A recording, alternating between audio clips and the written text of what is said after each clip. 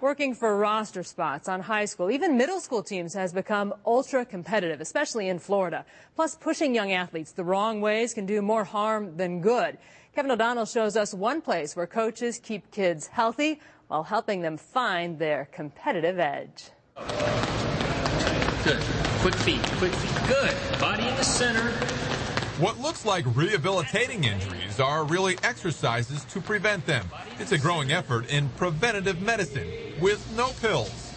We use exercises to help get people better. Well, now we're trying to play the other side. How can we help parents or kids try to prevent injuries by using the same exercise we would use if they came in here hurt?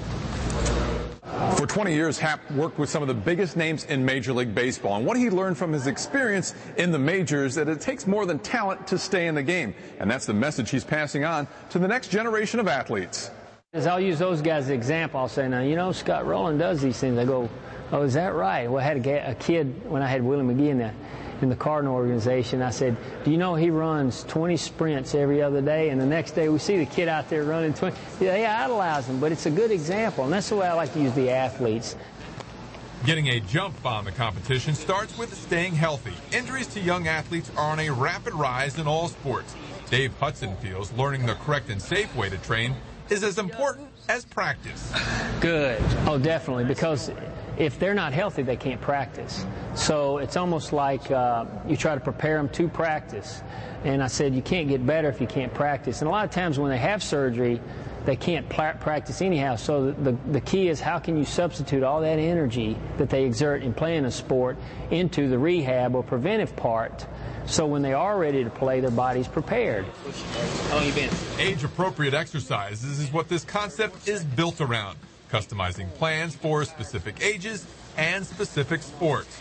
Hudson calls this prehab. We tend to wait till somebody gets hurt and then we react.